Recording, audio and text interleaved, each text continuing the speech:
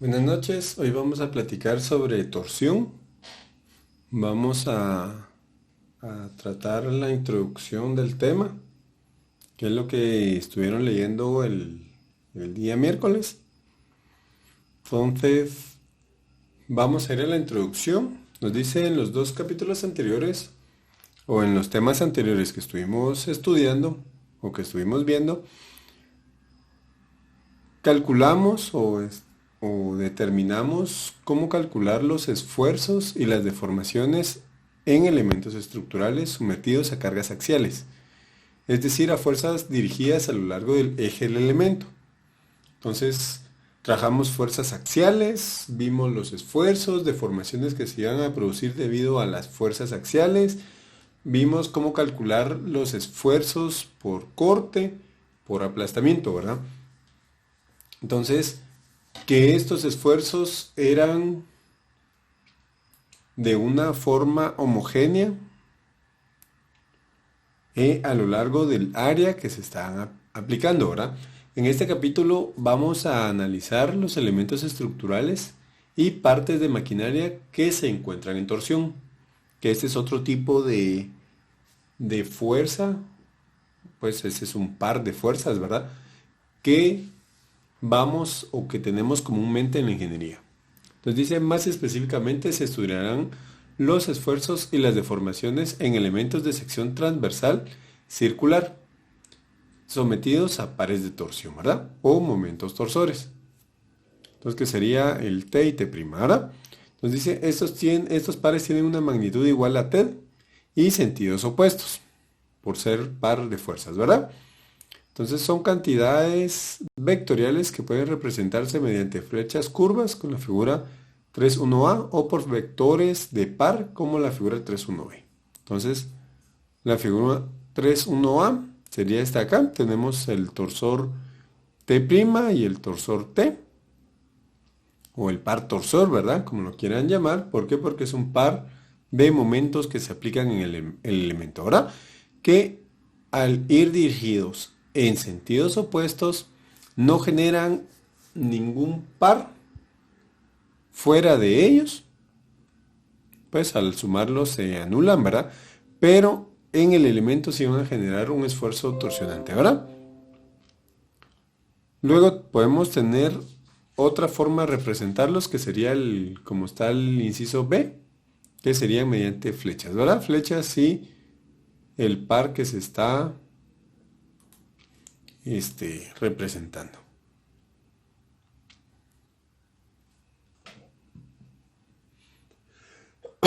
Dice, los elementos sometidos a torsión se encuentran en muchas situaciones de ingeniería. La aplicación más común la representan los ejes de transmisión que se emplean para transmitir potencia de un punto a otro. Por ejemplo, el eje mostrado en la figura 3.1 se utiliza para transmitir potencia del motor a las ruedas traseras de un automóvil. Estos ejes pueden ser sólidos, como el que se muestra en la figura 3.1, o huecos. Entonces, tenemos el eje del automóvil, ¿verdad? Entonces, este eje es el que transmite la potencia hacia las fuerzas traseras, que sería en este caso. Entonces, en el motor se genera el par y en las llantas ya se genera también el par debido a la transmisión de este que se está generando, ¿verdad? Entonces eso lo podemos ver de otra forma acá. Tenemos el generador, que en el caso de un automóvil sería el motor. Entonces aquí este va a generar potencia. Rotación, pues en este caso es un poco al revés, pero al final va a generar una rotación que va a transmitirse de un extremo a otro. Ahora, aquí en este caso es una turbina. Aquí podría ser una turbina de una hidroeléctrica, digamos, una turbina eólica, pues puede ser cualquiera de las dos, ¿verdad? Entonces, en este caso, la turbina es la que gira y transmite ese giro o ese par hacia el generador, ¿verdad? Y el generador ya sale o ya cambia esta fuerza mecánica o esta energía mecánica por una energía eléctrica. Ahora, entonces si vemos diagramas de cuerpo libre específicos, vamos a tener que la turbina genera un torsor T'. Entonces en el punto A o en la acople A vamos a tener en el otro sentido este mismo torsor, es el que se está transmitiendo, ¿verdad? Luego en el punto B tenemos otra vez el torsor T' y pegado al motor sería el torsor T nuevamente, ¿verdad? Entonces si se dan cuenta, estos de acá se anulan y estos dos de acá se anulan, ¿verdad? Entonces este mismo torsor que se transmite acá es el que se transmite hasta el motor. Que eso es lo que nos están indicando aquí, ¿verdad? Entonces los ejes pueden ser sólidos o huecos. Esto va a depender mucho de la aplicación que querramos tener. Entonces ahí vamos a ir teniendo variaciones entre qué eje vamos a ir utilizando, ¿verdad? Entonces considere el sistema que se representa en la figura 3.2a, que consiste en una turbina de vapor A y un generador B conectados por un eje de transmisión, AB, separando el sistema en sus tres componentes, que sería la figura 3.2b, eso es lo que estábamos viendo hace unos momentos. Dice, puede verse que la turbina ejerce un par de torsión o momento torsor T sobre el eje y que el eje ejerce un par igual sobre el generador y el generador reacciona ejerciendo un par de torsión igual y opuesto T' sobre el eje y el eje ejerce la torsión T' sobre la turbina. Entonces, al final todo el sistema, como les decía, si se genera una rotación, pues en todo el sistema va a haber pares torsores, ¿verdad? Entonces dice, primero se analizan los esfuerzos y las deformaciones que ocurren en ejes circulares. En la sección de 3.3 se demostrará una propiedad importante en los ejes circulares. Cuando un eje circular se somete a torsión, todas las secciones transversales permanecen planas y sin distorsión. En otras palabras, mientras que las diversas secciones transversales a lo largo del eje giran a través de los distintos ángulos, cada sección transversal gira como una placa sólida rígida. Esta propiedad permitirá determinar la distribución de los esfuerzos cortantes sobre un eje circular y obtener en conclusión que la deformación cortante varía linealmente con la distancia desde el eje de la flecha. Entonces, en este tipo de problemas vamos a tener que nuestros esfuerzos van a ir variando, según lo que están diciendo acá, ¿verdad? Entonces los esfuerzos cortantes que van a generarse debido al par torsor van a ir variando desde el centro donde está, desde el eje o desde el eje del centro, desde el centro del eje, que va a ser un esfuerzo cero, hasta el radio máximo o la periferia del eje, donde vamos a tener nuestro esfuerzo cortante máximo, ¿verdad? Entonces con eso también vamos a ir calculando las deformaciones.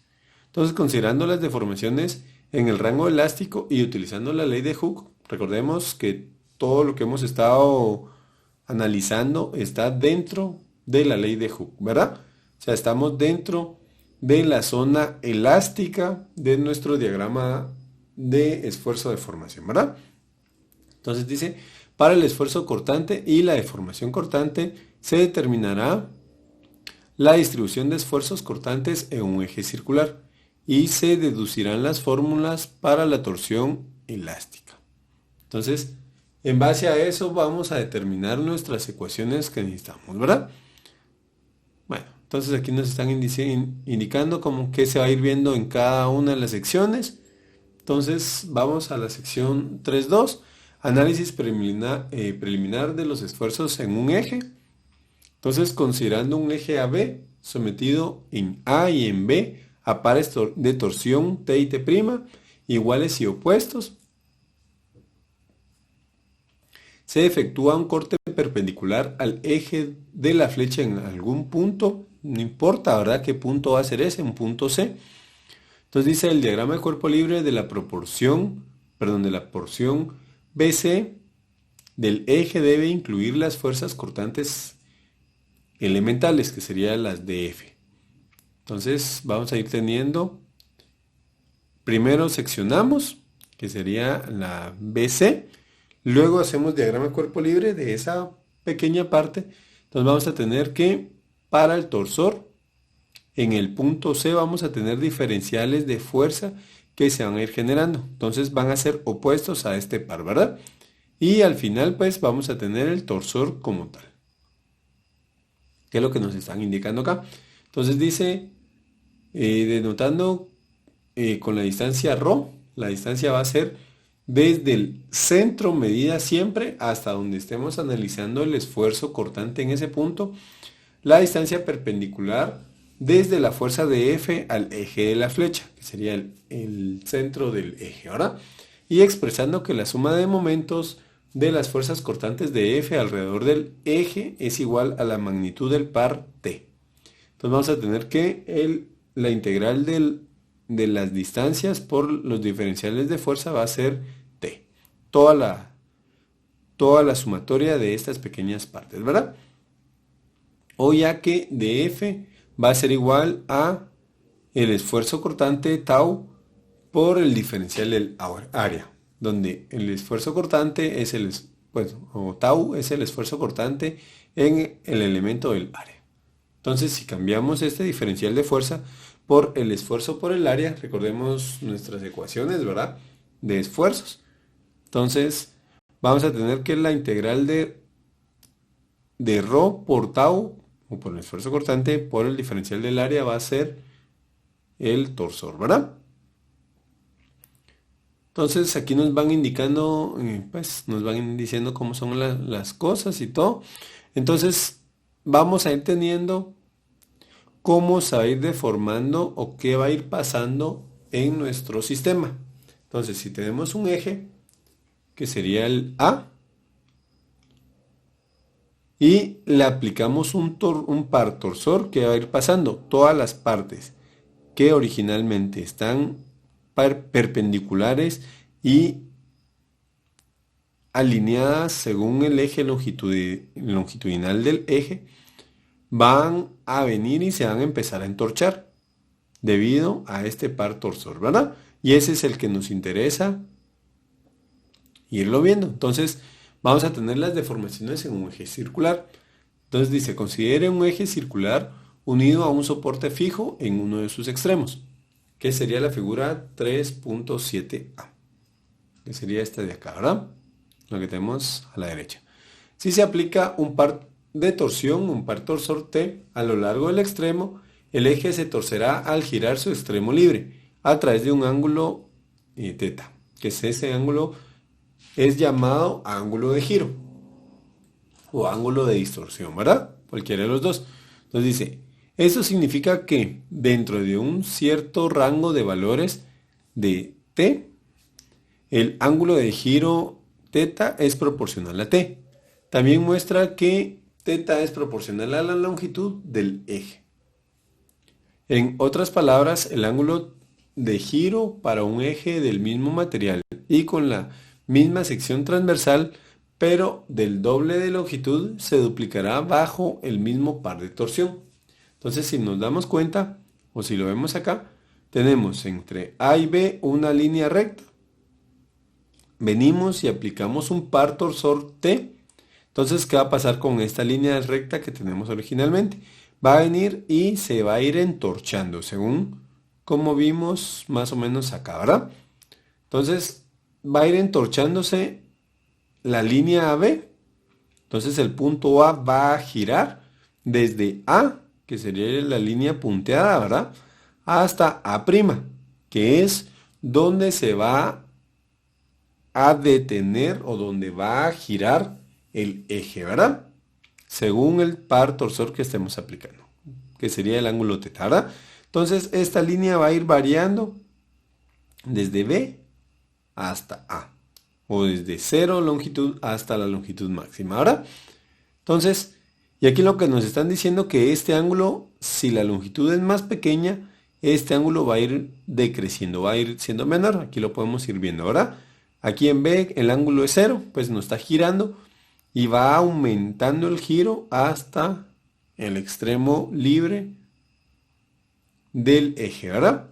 Otra forma como lo vemos es si venimos y ponemos nuestro brazo estirado, entonces venimos y lo vamos girando, entonces se va a ir girando más en la parte de la mano que en la parte del hombro, ¿verdad? Entonces lo mismo va a ir ocurriendo acá. Entonces dice, en pocas palabras, el ángulo de giro para un eje, bueno, eso ya lo vimos. Un propósito de este análisis será encontrar la relación específica que existe entre θ, L y T, que sería el ángulo de giro o el ángulo de distorsión, la longitud y el par torsor, ¿verdad? Otro propósito será determinar la distribución de esfuerzos cortantes en el eje, que no fue posible obtener solo con base en la estática de la sección precedente. Entonces, no solo podemos utilizar nuestras ecuaciones que teníamos, sino que ahí tenemos que utilizar ecuaciones diferentes, ¿verdad? Entonces dice, en este punto debe señalarse una propiedad importante de los ejes circulares. Entonces dice, cuando un eje circular se somete a torsión, todas sus secciones transversales permanecen planas y sin distorsión. Dicho de otra manera, aunque las distintas secciones transversales a lo largo del eje giran diferentes cantidades, cada sección transversal gira como una placa sólida rígida. Eso se ilustra en la figura 3.8a, que se muestra las deformaciones de un modelo de caucho sometido a torsión. El modelo 3.8a sería este de acá. Entonces, ¿qué está pasando? Estamos aplicando el par torsor en ambos extremos, ¿verdad? Igual que en el teníamos antes, pues el estar empotrado va a generar un par torsor igual y opuesto al que se está aplicando, ¿verdad? Entonces tenemos nuestro par torsor y si vemos todas las líneas que están marcadas, que originalmente podríamos decir que eran longitudinales, van paralelas unas de otras, girando pero paralelas, ¿verdad? ¿Qué quiere decir eso? Que cada pequeña parte de nuestro eje está girando exactamente la misma cantidad toda esa sección, ¿verdad? Entonces, ¿qué es lo que nos están diciendo acá? Que las superficies planas permanecen planas, ¿verdad? Entonces, si vemos en el inciso B, tenemos un eje que no es circular, que en este caso sería cuadrado. Entonces, a la hora de entorcharse, van generando distorsión, no solamente en el eje longitudinal, no solo por el torsor que se está generando, sino que las caras no van manteniéndose planas. ¿Qué significa eso? Que se van distorsionando las caras, ¿verdad? O sea, van habiendo partes que hunden y partes que sobresalen, ¿verdad? Entonces, en esta parte B no vamos a tener secciones planas, pero en la parte A sí, ¿verdad? Que es lo que nos dicen, por ejemplo, cuando una barra con sección transversal cuadrada se sujeta a torsión, sus distintas secciones transversales se tuercen y no permanecen planas, ¿verdad? Aquí lo podemos ir viendo, que no permanecen planas. Ok, entonces dice, las secciones transversales de un eje circular permanecen planas y sin distorsión, debido a que un eje circular es axisimétrico, es decir, su apariencia es la misma cuando se ve desde una posición fija y se gira alrededor de su eje por un ángulo arbitrario. O sea, se va a ir viendo igual si estamos viéndolo de acá, si lo estamos viendo de arriba, de atrás, de abajo, ¿verdad? O sea, se sigue viendo exactamente igual. Por eso es que nos está diciendo que es axisimétrico. Entonces, ¿qué es lo que vamos teniendo? Vamos teniendo, acá nos están explicando, estamos generando un par torsor y tenemos que el punto C al D son los que estamos midiendo, pero al generar el torsor ya cambia este punto C a C' y a D'. Entonces la distancia que van a ver entre estos dos puntos va a seguir siendo el mismo. Lo único que va a ir variando es que ambos se fueron entorchando, ¿verdad? O se desplazaron según cómo se está aplicando el par torsor. Eso es lo que nos están diciendo acá, ¿verdad?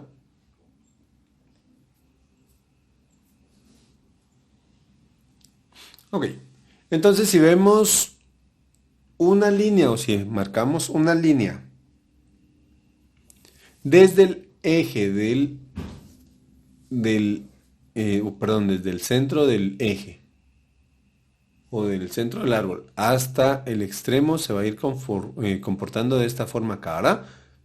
Entonces esto es, ¿por qué? Porque va a ir cambiando el esfuerzo que va a ir generándose desde el centro hasta el extremo. Eso es lo que va a ir pasando, ¿verdad? Entonces tenemos acá la línea recta, como les decía. Vamos a ver, 311.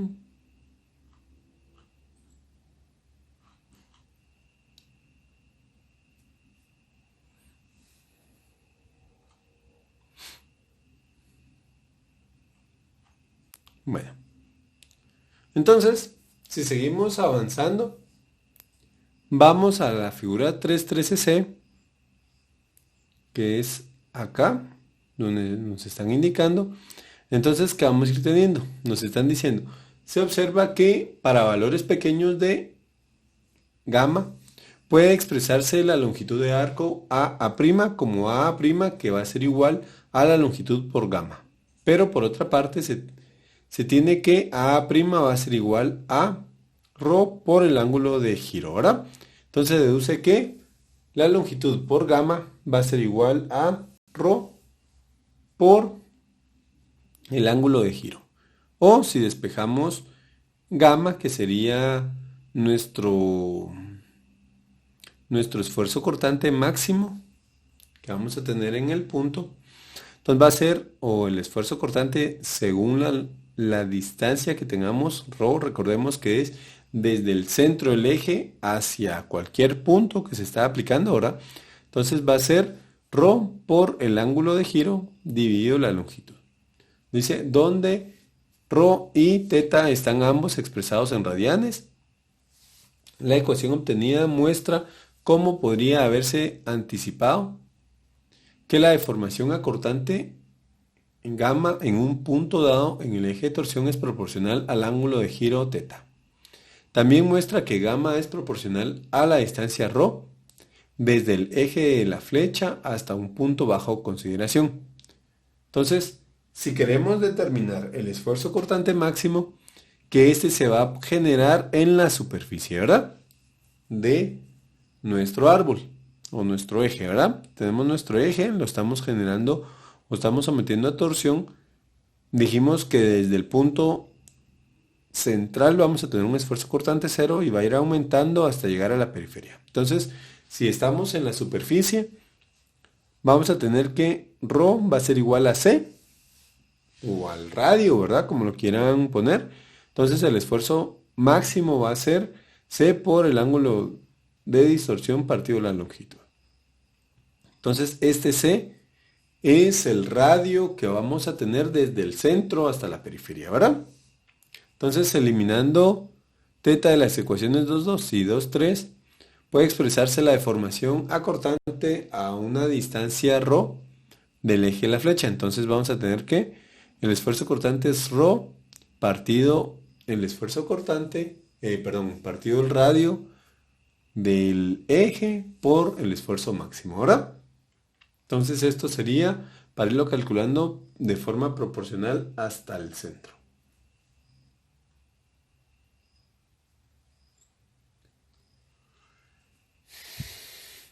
Ok, entonces tenemos los esfuerzos en el rango elástico.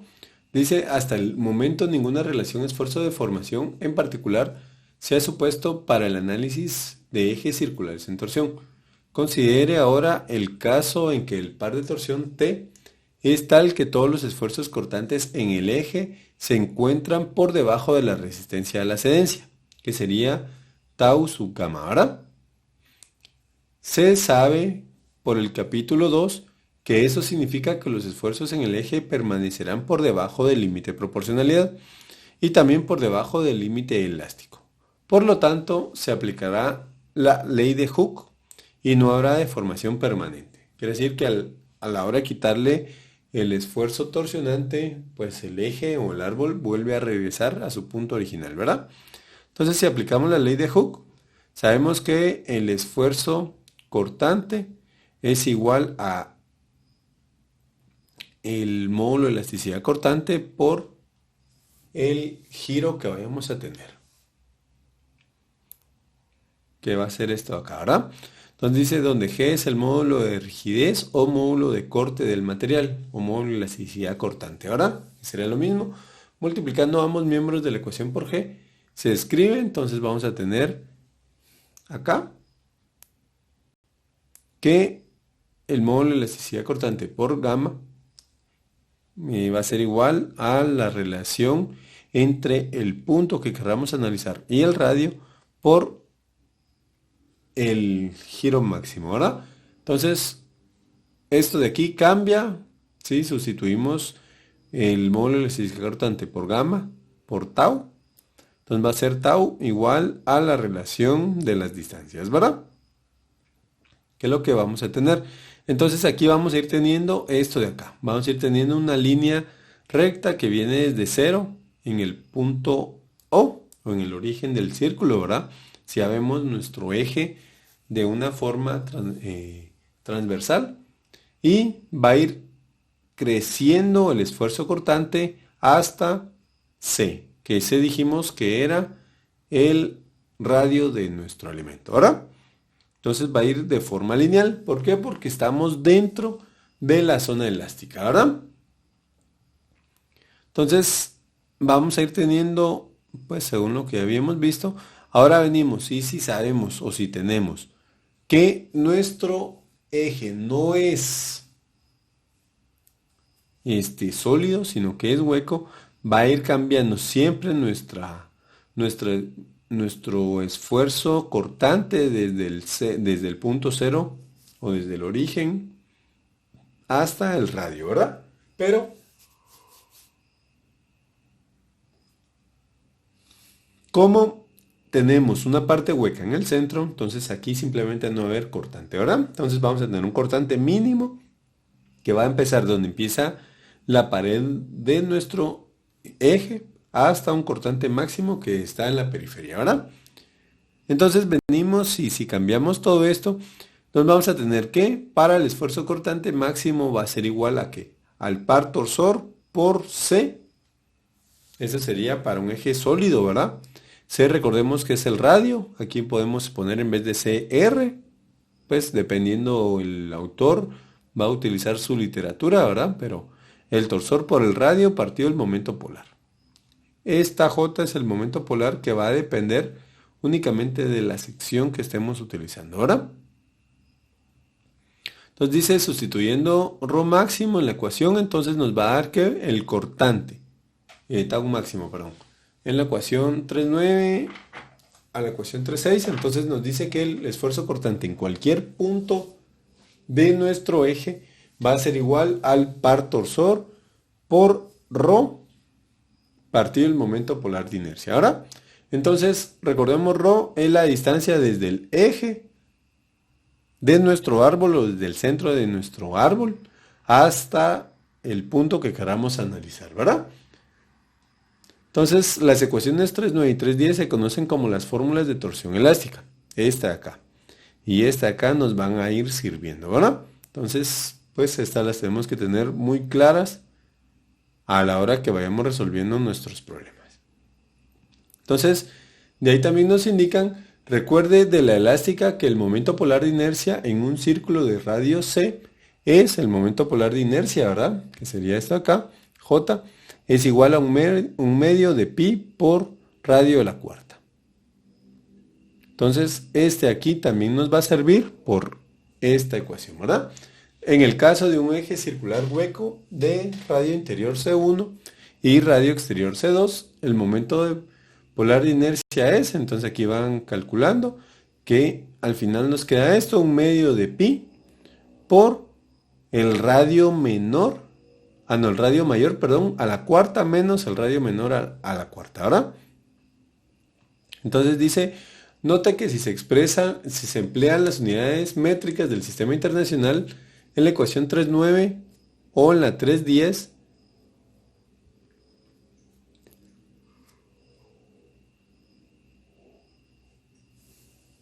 El par torsor se expresará en newton por metro, C o ρ en metros, que serían el radio o la distancia del punto a cualquier parte de nuestro eje que queramos determinar, ¿verdad? En metros. Y el momento polar de inercia en metros a la cuarta, ¿verdad? Entonces dice, se verifica que el esfuerzo cortante resultante se expresa en newton sobre metro cuadrado, ¿verdad? Que serían pascales. Recordemos, un esfuerzo es pascales, ¿verdad? Si se emplean las unidades acostumbradas en Estados Unidos o en el sistema inglés, entonces el esfuerzo cortante va a estar en PSI, ¿verdad? Que es lo normal que hemos utilizado. Entonces aquí vienen y van a calcular en el ejemplo 3.1 el esfuerzo cortante del eje. Entonces primero nos están diciendo cuál es el máximo par de torsión que puede aplicarse al eje si el esfuerzo cortante no debe exceder 120 megapascales, y después cuál es el valor mínimo correspondiente al esfuerzo cortante en el eje, ¿verdad?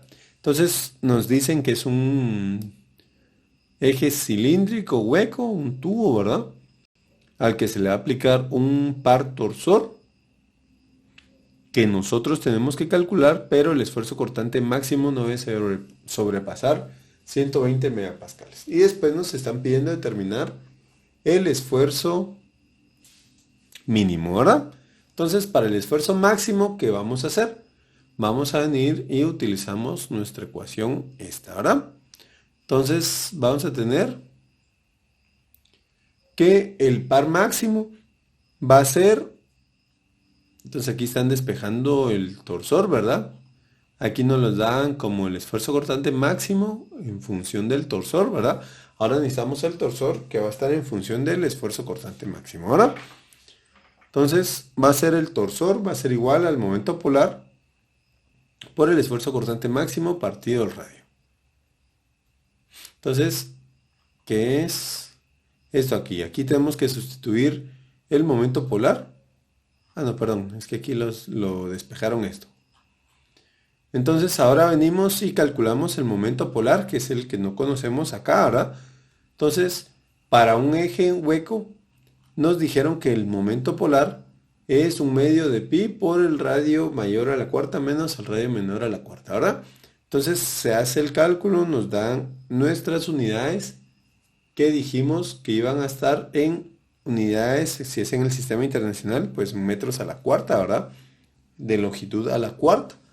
O si es en el sistema inglés, pues en pies a la cuarta, ¿verdad? O pulgadas a la cuarta. Entonces, sustituyendo el momento polar y el esfuerzo cortante máximo y también el radio máximo que vamos a tener, entonces se tiene que el par torsionante o el par torsor máximo que podemos aplicar es 4.08 kilonewtons por metro, ¿verdad?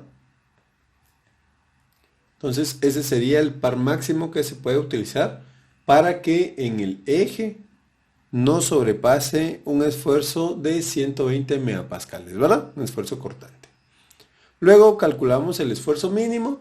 Entonces el esfuerzo mínimo podemos utilizar la ecuación, pues aquí sería el mínimo, que es en función de C1, ¿verdad? Que es proporcional, recordemos de que va de forma lineal hasta el centro, ¿verdad? Entonces se hace la relación y nos da que el esfuerzo mínimo son 80 megapascales. Pues aquí solo estamos calculando esfuerzos, ¿verdad?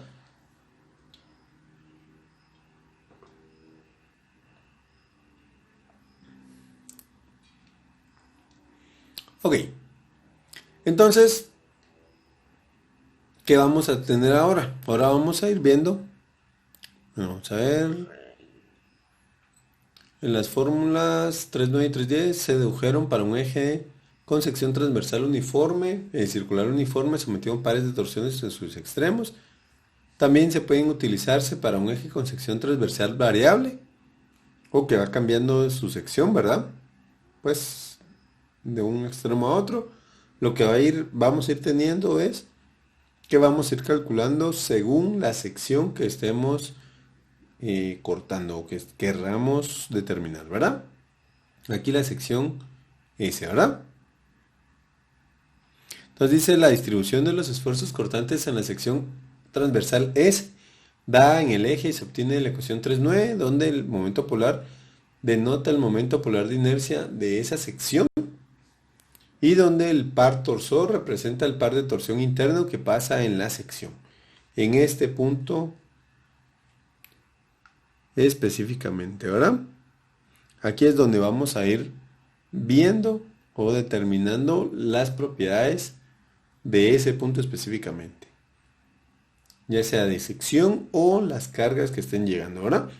Entonces dice, el valor de T se obtiene dibujando el diagrama de cuerpo libre de la porción del eje localizada a un lado del corte. Aquí podemos tomar el lado izquierdo o el derecho, ¿verdad? El que más nos guste a nosotros. Entonces aquí tomaron el eje o el lado izquierdo, entonces tienen TB, tienen TE y van a tener el torsor que esté soportando esa sección S, ¿verdad?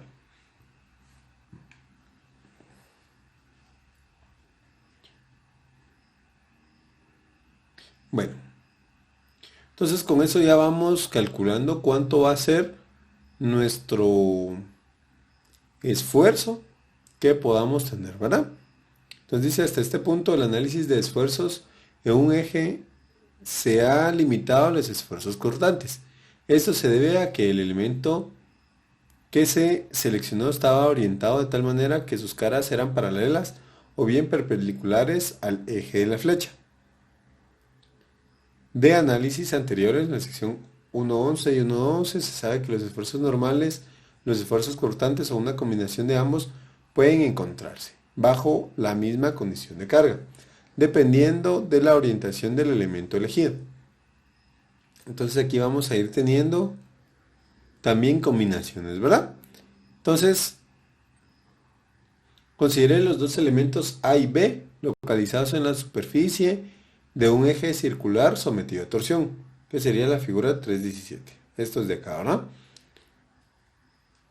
Entonces dice como las caras del elemento A son respectivamente paralelas y perpendiculares al eje de la flecha, los únicos esfuerzos en el elemento serán los esfuerzos de corte definidos por la ecuación o por la fórmula 3.9 específicamente, ¿verdad?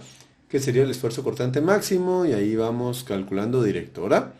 Pero el elemento B está con ángulos respecto a sus ejes o al eje longitudinal del árbol, ¿verdad? O del eje que tenemos, del eje circular.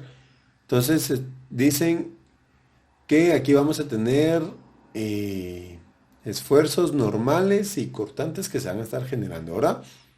Entonces dice, considera los esfuerzos y fuerzas resultantes sobre las caras que se encuentran a 45 grados del eje de la flecha.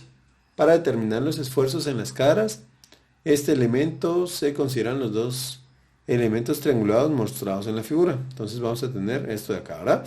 El esfuerzo cortante por A sub 0 y el esfuerzo cortante máximo por A sub 0, ¿verdad? Si está a 45 grados, entonces ambos se van a formar acá y vamos a tener una fuerza F que se esté generando hacia afuera o hacia adentro, ¿verdad? Entonces esta fuerza eje va a ser 2 veces el esfuerzo cortante máximo por A sub 0 por el coseno de 45, ¿verdad? Entonces dice, A sub 0 denota el área de la cara, ¿verdad? O sea, A sub 0 es el área que va a tener esa cara. Entonces dice, el esfuerzo correspondiente se obtiene dividiendo la fuerza cortante entre el área de la cara de C.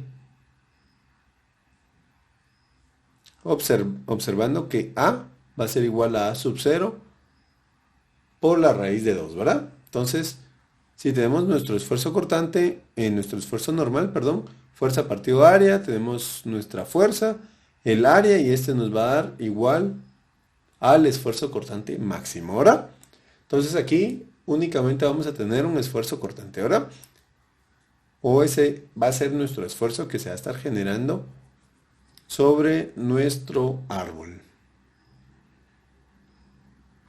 Entonces ya vimos acá, entonces si tenemos, aquí vamos a tener diferentes tipos de falla. Si tenemos en un árbol o un eje que se somete a torsión, entonces una falla dúctil va a producirse de esta forma, prácticamente va a ser en una cara del árbol, ¿verdad? Y va a mantenerse muy constante, mientras que si es una falla rígida, esta va a quebrar de forma diferente, ¿verdad? O sea, va a ser una falla irregular, mientras que acá es muy irregular, ¿verdad? Entonces aquí tenemos otro problema, pues ese no lo vamos a saltar. Aquí están volviendo a calcular los esfuerzos.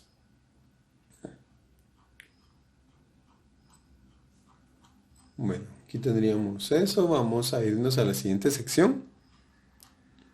Entonces para nuestra siguiente sección vamos a calcular o vamos a ver el ángulo de giro. Luego regresamos a la primera parte para ir calculando problemas, ¿verdad? Pero aquí lo que nos interesa ahorita pues sería ver no solo el esfuerzo cortante, sino que también el ángulo de giro que se va a generar dentro de nuestro elemento. Entonces dice, en esta sección se deducirá una relación entre el ángulo de giro θ de un eje circular y el par de torsión T, ejercido desde el eje. Se supondrá que la totalidad del eje permanece elástica, considerando primero el caso de un eje longitudinal L y de sección transversal uniforme de radio C, sujeto a un par de torsión T en su extremo libre, que sería la figura 320, ¿verdad? Esta de acá. Dice, se sabe que la sección 3.3, que el ángulo de giro θ y la deformación cortante y la deformación máxima acortante, gamma máximo, se relacionan como sigue. Entonces el gamma máximo ya lo vimos antes, que era el radio por θ partido la longitud, ¿verdad? Dice, pero en el rango elástico, el esfuerzo de excedencia no excede en ninguna parte del eje. O sea, no vamos a sobrepasar nuestra zona elástica, ¿verdad? Entonces dice que se aplica la ley de Hooke y se tiene que el esfuerzo o la deformación máxima va a ser igual a el esfuerzo máximo dividido el módulo de elasticidad cortante, ¿verdad? Entonces si cambiamos esta ecuación, vamos a tener que el gamma máximo va a ser igual al cortante máximo partido el módulo de elasticidad cortante máximo, ¿verdad? Entonces esto de aquí lo sustituimos por el torsor máximo. Este esfuerzo cortante máximo ya sabíamos que era el torsor por el radio partido el momento polar de inercia, ¿verdad? Y esto lo dividimos también con el módulo de elasticidad cortante. Entonces dice, igualando los miembros de la derecha de las ecuaciones 3.3 y 3.15, esto de acá, con esto de acá, vamos a tener, y despejando θ, se tiene que θ va a ser igual al torsor por la longitud partido el momento polar de inercia por el módulo de elasticidad cortante. Entonces, si se dan cuenta, esta ecuación que tenemos acá, la 3.16, es una ecuación muy similar a las que hemos utilizado antes, que sería la de deformación normal, ¿verdad? Entonces, cuando calculamos la deformación normal, teníamos una ecuación muy similar, solo que acá, pues obviamente no es una deformación normal o una que solo dilata o contrae el elemento, sino que aquí lo que está haciendo es que va a ir generándose una deformación, pero lo va entorchando el elemento, ¿verdad? Entonces por eso es de que relacionamos otras variables, pero al final es una ecuación muy similar, ¿verdad? Entonces dice, ¿dónde θ se expresa en radianes? La relación obtenida muestra que dentro del rango elástico el ángulo de giro θ es proporcional al par de torsión T aplicado al eje, ¿verdad? Esto coincide con la evidencia experimental citada al principio de la sección 3.3. Entonces, nuestro ángulo de giro, dijimos, o de distorsión, como lo quieran llamar, es el torsor por la longitud partido el momento polar de inercia por el módulo de elasticidad cortante, ¿verdad? Entonces dice, la ecuación 316 suministra un método conveniente para determinar el módulo de rigidez de un material dado. Una probeta del material en la forma de una varilla cilíndrica de diámetro y longitud conocidos se coloca en una máquina de ensayo a torsión, que sería la fotografía 3.3, esta de acá. Entonces dice, se aplican pares de torsión con magnitud T progresivamente mayor a la probeta y se registran los valores correspondientes del ángulo de giro θ sobre una longitud L. Mientras no exceda el esfuerzo de excedencia del material, los puntos obtenidos de graficar θ sobre T caerán en una línea recta.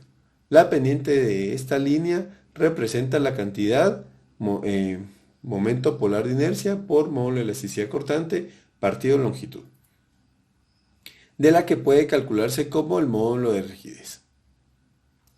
Entonces aquí está la máquina y no pusieron la gráfica, pero pues conforme va cambiando el par torsión y el par de torsión y va cambiando la deformación, pues se va graficando. Ahora aquí está la graficadora, entonces aquí se va mostrando cómo era, ¿verdad? Entonces, bueno, aquí tenemos el problema 3.2, vamos a ver ese y acá terminamos. Entonces dice, ¿qué par de torsión deberá aplicarse al extremo del eje del ejemplo 3.2 grados? Dice, utiliza el valor de G, o de módulo de elasticidad cortante, como 77 gigapascales para el módulo de rigidez del acero. Entonces dice, despejando el torsor de la ecuación 3.16, se escribe, entonces tenemos que el par de torsión es el módulo de elasticidad, el momento polar de inercia por el módulo de elasticidad cortante por el ángulo de giro partido de la longitud, ¿verdad? Este ángulo de giro tiene que estar en radianes, ¿verdad? Aquí nos lo están dando en grados hexagesimales, entonces tenemos que hacer la conversión, que es lo que están haciendo acá, ¿verdad? Tenemos el ángulo de giro, 2 grados por la conversión, 2 pi radianes partido 360, ¿verdad? Y nos queda el ángulo en radianes. Entonces, como este momento polar ya se había calculado en el problema 3.1, simplemente se copia y procedemos al cálculo, ¿verdad? Entonces, con esto ya nos da que el par de torsión tiene que ser o no puede ser mayor a 1.8 kilonewtons por metro, ¿verdad? Esto es para producir un ángulo de 2 grados. Si es mayor, produce un ángulo menor. Si es menor, produce un ángulo menor, ¿verdad? Entonces, pues estamos por acá el día de hoy y nos vemos a la próxima. Feliz día.